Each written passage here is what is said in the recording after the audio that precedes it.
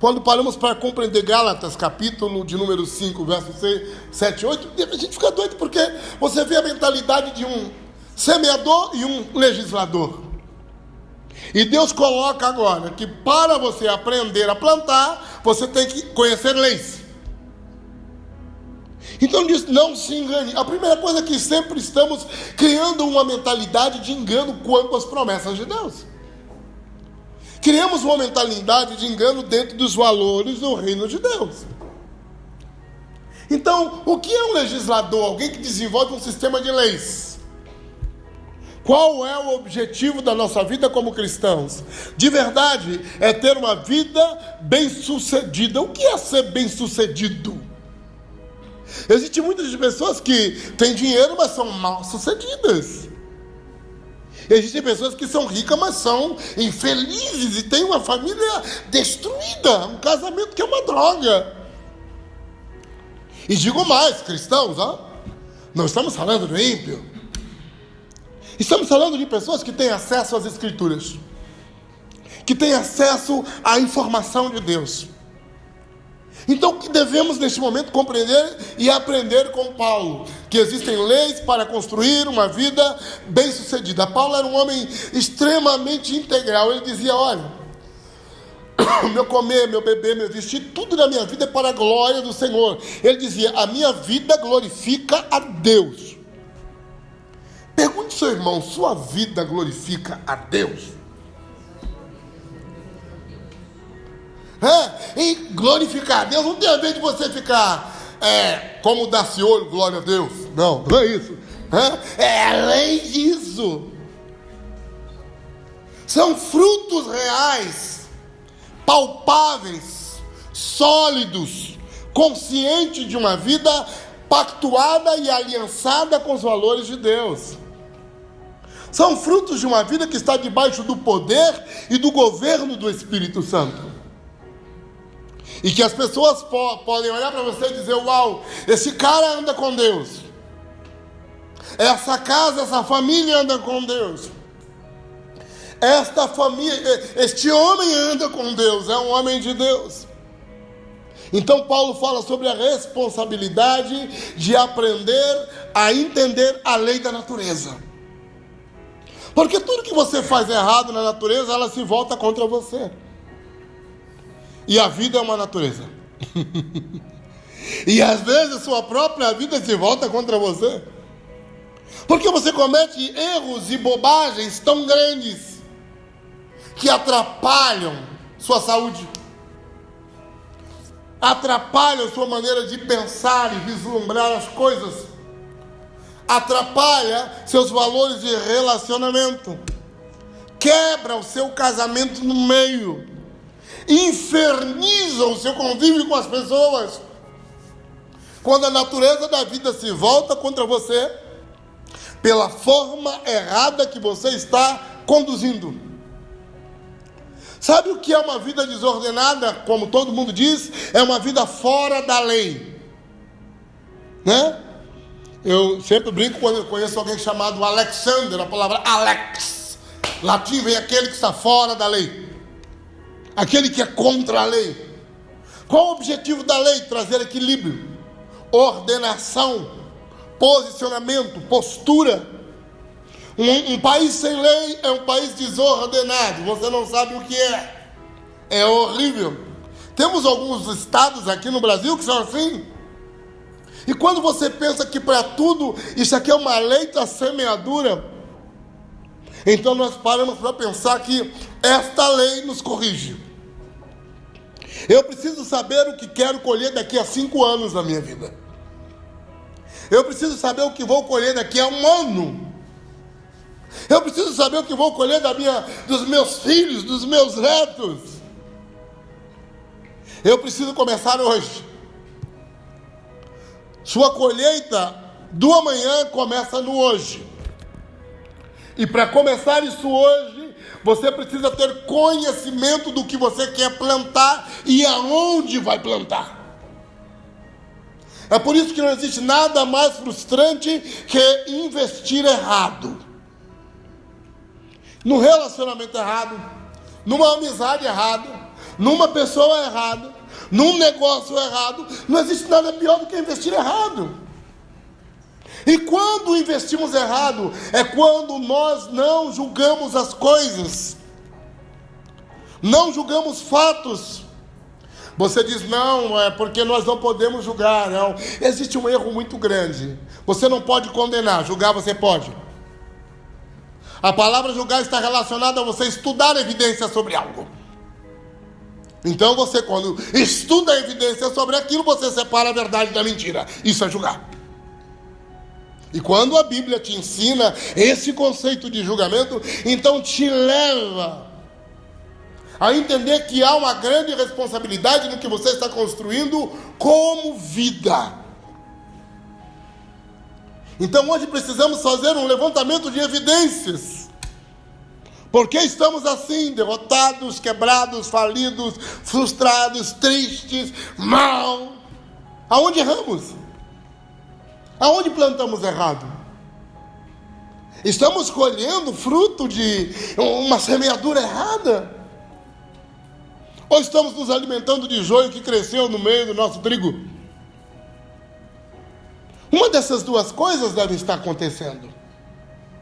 Então Paulo diz, você deve parar e fazer um exame. Paulo usa muito essa palavra exame. Usa muito essa palavra balanço e consciência. Uma pessoa que não tem consciência, não faz um autoexame, não tem alta responsabilidade. Não são os seus problemas, não é problema dos outros, não. Entenda essa realidade no seu próprio espírito. Não adianta dizer, caia, Deus vai te abençoar. Gente, o que mais nós ouvimos em nossas vidas são essas coisas. E que Deus abençoa, claro. Mas devemos entender a nossa lei, o nosso lugar. E a primeira coisa é, Deus trabalha com semeadura com a lei. Como Ele é um investidor, Ele não gosta que as coisas possam dar errado. Vamos agora no livro de Mateus, capítulo de número 13, por gentileza. Há uma colocação que Yeshua nos... É uma das coisas que eu acho mais louca desse livro. Eu amo isso aqui. Amo demais esse texto.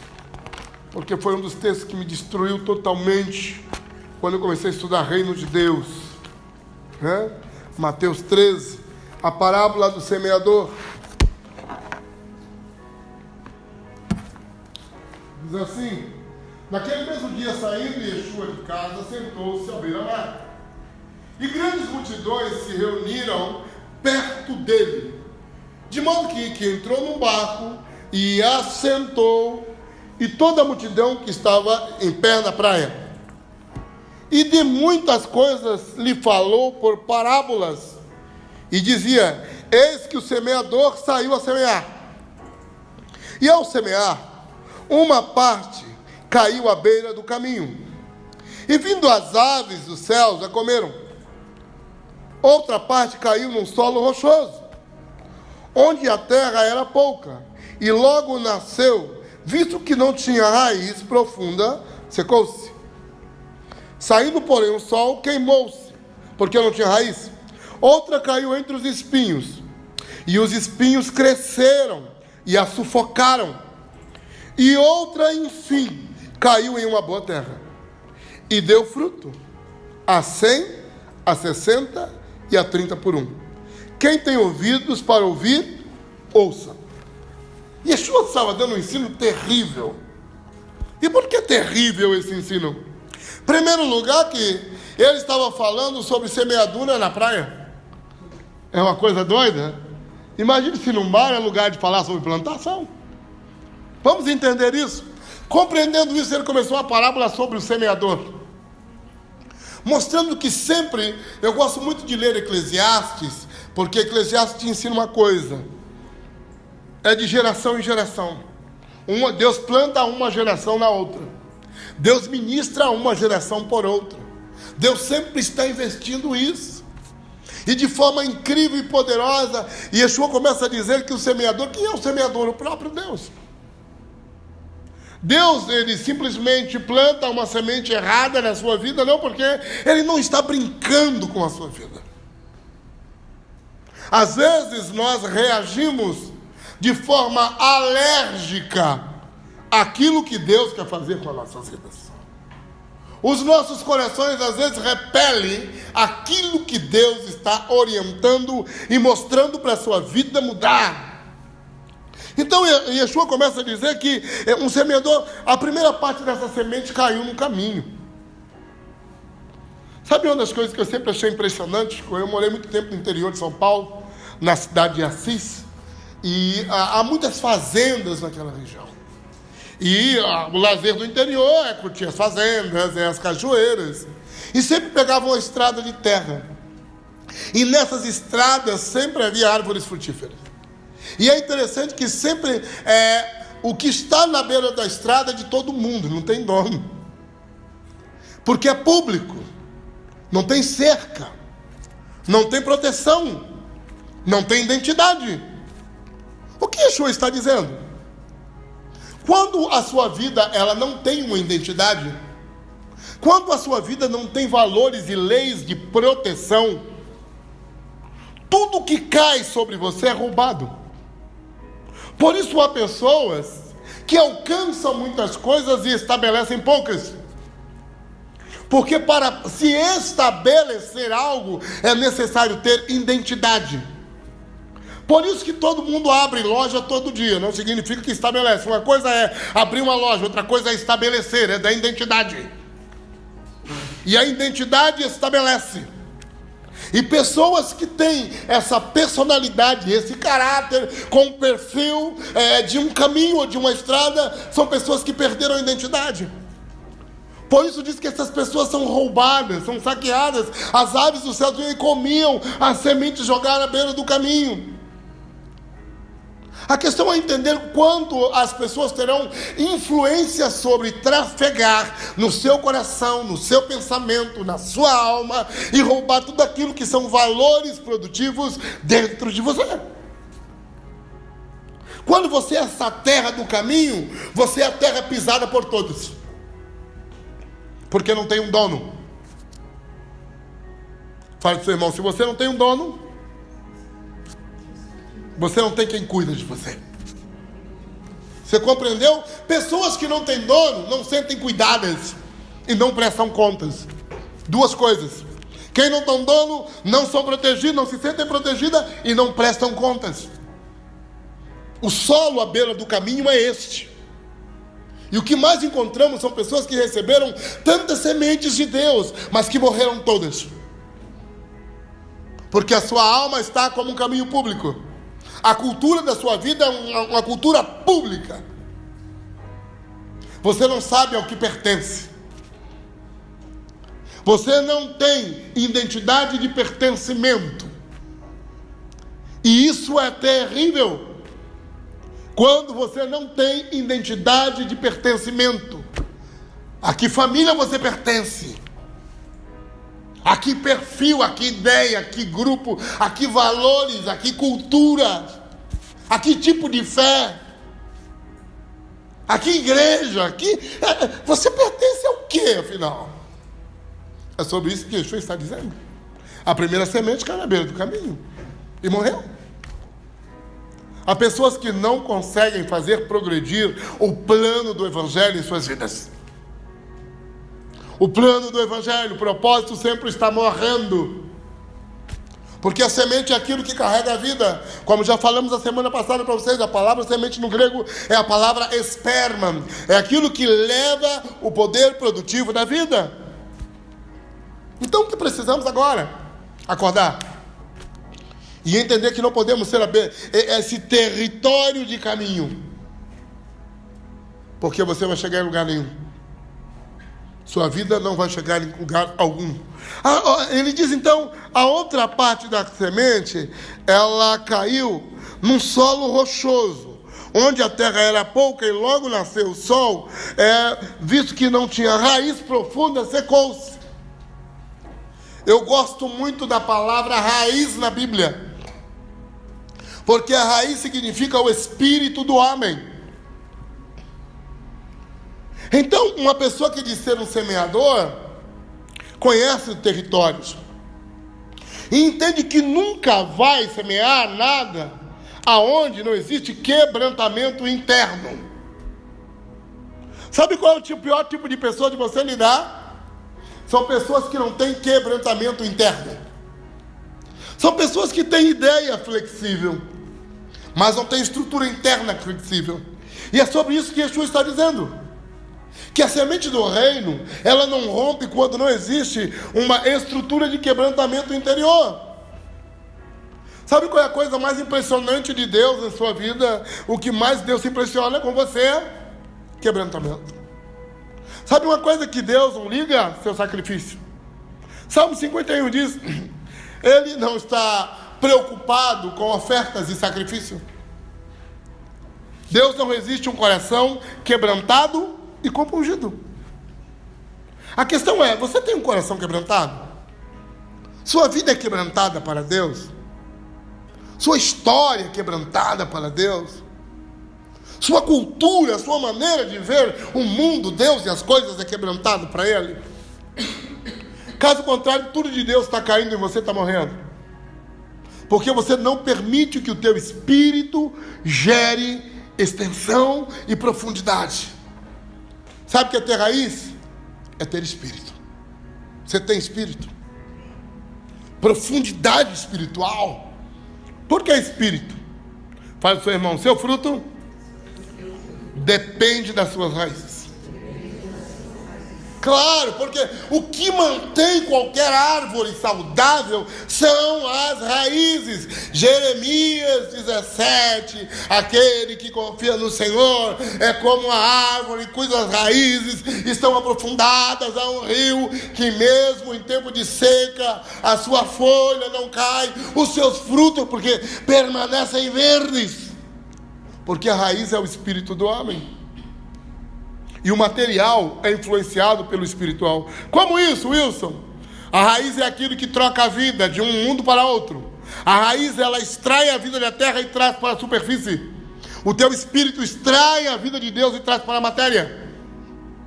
Por isso Yeshua está dizendo que quem não tem raiz não tem espírito.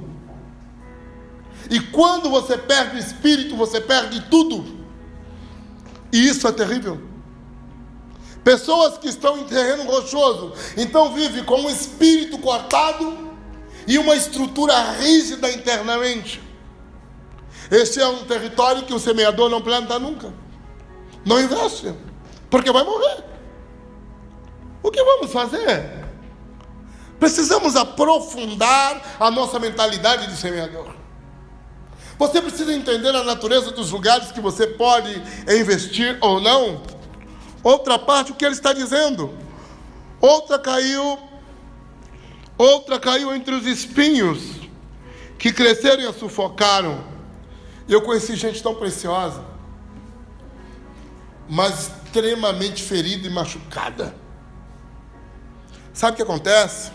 A semente de Deus, a semente do propósito, ela não pode crescer numa alma que não se permite ser curada. Sabe quando a tua vida anda para frente? Quando você se permite ser curado. Ser curado do seu problema de paternidade, ser curado do seu histórico familiar, ser curado de suas inseguranças, ser curado de seus traumas, ser curado de suas derrotas, de suas dores, de suas fraquezas. Enquanto na sua vida você entende que a palavra de Deus e o propósito do reino está entre espinhos, estas coisas que existem dentro da tua alma sempre serão uma ameaça. E por isso, uma realidade de semeador, entender que uma semente boa não pode cair em solo ruim. Como vamos tratar a nossa vida com Deus daqui por diante? Talvez assumir uma postura de dizer, Deus, qual desses territórios eu sou? Como a minha vida está posicionada nisso? Poderíamos usar esses 3 campos para falar de 3 dimensões da sua vida? Corpo, alma e espírito? Sabe? Você tem que entender isso. Que o caminho é o seu pensamento, é o seu corpo, é a sua matéria. A raiz e o solo rochoso é o seu espírito. E o solo espinhoso é a sua alma, suas emoções. Por isso a palavra de Deus, o plano de Deus, cai dentro do homem assim. E quando cai dentro do homem, o objetivo é que esse homem, na sua totalidade, seja curado. É contraditório você andar com o Espírito Santo e continuar arrebentado. Você precisa de verdade se colocar diante dele e dizer: Senhor, eu quero ter uma mentalidade de semeador. E há coisas dentro da minha alma, coisas dentro da minha vida que está sabotando toda a semente de Deus. Sabe o que precisamos hoje? Entender que não adianta você semear fora quando dentro a seu território de semente não está bom, seu depósito.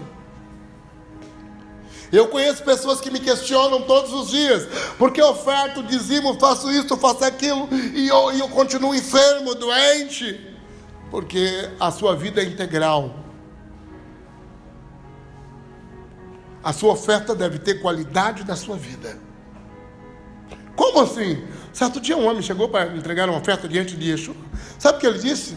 Deixa a tua oferta aqui, vai consertar a tua vida, volta. Entendemos isso com muita clareza. Então, quando falamos que agora chegou o tempo de entender por que Deus não está trabalhando na gente, é porque Ele não quer usar desperdício. Eu preciso arrumar a terra para Ele investir na minha vida. Eu preciso arrumar a terra para que Ele possa plantar propósitos novos na minha vida. Meu desafio, esse mesmo com vocês, é a gente arrumar a terra. E falarmos: Deus, você tem uma terra onde você possa investir. Você pode investir na minha casa, pode investir no meu negócio, pode investir no dom que você me deu. É curar a terra. O Senhor sara a terra. Quantos acreditam nisso? Se o meu povo que chama pelo meu nome se humilhar e orar, se arrepender dos seus maus caminhos, perdoarei seus pecados e sararei sua terra. Talvez esse é o tempo de você dizer: Deus, eu preciso que você sare a minha terra. Não está legal. Eu preciso conhecer um Deus que me sara para que Ele possa me usar. Conheço um Deus que me sara para que Ele possa investir. E dizer para Ele: pode colocar o que for na minha vida, vai dar certo. Então diz por fim que a semente caiu numa boa terra. E deu frutos multiplicados. Deus te chamou para a multiplicação. Quantos acreditam nisso? Gênesis 1. Deus criou o homem fecundo para multiplicar, crescer, encher a terra. Então, nós temos um chamado para a multiplicação. E quando a semente de Deus cai na boa terra, ela multiplica. O reino, quando cai dentro da tua vida e você é uma boa terra, ele tem expansão. Um dom, quando cai na sua vida e você é boa terra, esse dom é crescente e abençoa a outros. A unção de Deus, quando cai na sua vida e você é uma boa terra, esta unção liberta a outros. Então, qual é o nosso chamado? É ser uma boa terra para que a semente do reino possa vingar e se manifestar. Então precisamos orar e dizer: Pai, faça da minha casa uma boa terra. Faça da minha empresa uma boa terra. Faça do meu ministério uma boa terra. E é incrível esse texto, porque diz que essa terra, ela produziu fruto. O que quer dizer isso? Quando diz que produziu fruto, pergunte ao seu irmão: você produz fruto? Uma terra que produz fruto é uma terra que dá processo. Que uma semente foi plantada, nasceu, cresceu, amadureceu e produziu fruto. E aqui dizia: e produziu fruto. O que quer dizer isso? Há muitas pessoas que não produzem fruto. E você diz, quando você planta algo que não produz fruto, por que não produz? Porque foi interrompido no meio do caminho. Se a sua vida não produziu fruto da semente de Deus, o que interrompeu o processo de Deus na sua vida? O que interrompeu a obra crescente do Espírito na sua fé? O que está interrompendo você? Quero que você pense sobre isso, porque o verdadeiro chamado de Deus para a sua vida é um chamado que você seja uma terra que faça a semente chegar à sua plenitude. O que cai de Deus na tua vida tem que chegar à plenitude. As coisas de Deus não podem ser parciais, ou mais ou menos, ou 20%, ou 40%, não. Falamos que quando Deus te planta uma semente, essa semente chega a uma totalidade de 100. Então, boa terra são pessoas que têm um compromisso de levar todas as coisas para uma plenitude.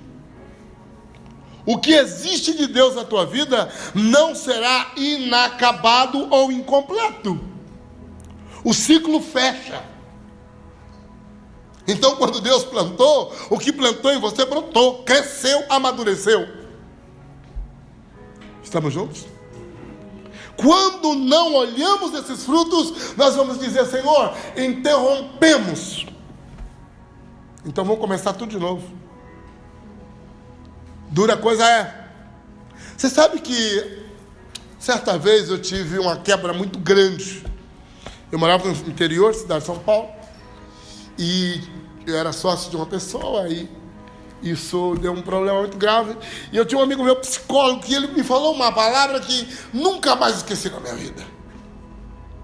Ele disse, você pode recuperar qualquer coisa na tua vida, menos colheita. Quando uma colheita estraga, estraga. Você não tem o que fazer. Você tem que queimar, limpar a terra e plantar de novo. Porque colheita, quando estraga, não se recicla. Então, quando algumas coisas estragam na tua vida, não há reciclagem. Você tem que começar de novo. Queima tudo. Prepara a tua terra. Planta uma nova semente. Planta uma colheita nova. Para começar uma vida nova. Estamos juntos, gente? Eu sei que não é muito animador. Nós gostaríamos de recuperar. Mas creia que o Espírito Santo tem te chamado para viver dias como você nunca viveu, como uma boa terra. Sabe com quem que Deus conta? Deus conta que ainda existam boas terras nesse mundo. Sabe com que o reino de Deus conta? Que o teu coração se torne uma boa terra. Que o teu espírito se torne uma boa terra. Que teus filhos, tua casa, tua família, de verdade possam ser um ponto de investimento neste mundo. Sabe o que nós precisamos neste mundo? Construir e plantar gente frutífera. E boa terra é um depósito de gente frutífera. Minha profecia para a sua vida é que sua casa se torne uma boa terra para produzir aquilo que é de Deus para este mundo. Deus espera pessoas que queiram produzir aquilo que é dele neste mundo. Por isso o poder da semente do reino está nisso. É de entender que carregamos um reino que é como uma semente e que este semeador é perito, zeloso, exigente. E eu quero em nome do Senhor dizer isso a você. Que nós iremos entrar numa época que vamos encontrar pessoas de Deus frutificando como nunca vimos antes. Porque estamos em dias de separação, de definição. Quem é boa terra vai ser bom, quem é ruim é ruim. Sabe, o grande semeador está passando pelo mundo e plantando uma geração nova, cara. Os velhos, não vou falar velhos, os maduros estão sendo colhidos. Os novos plantados. Uma colheita profetiza a outra. Como as sementes de uma colheita se planta a próxima. A questão é entender se existem sementes no teu celeiro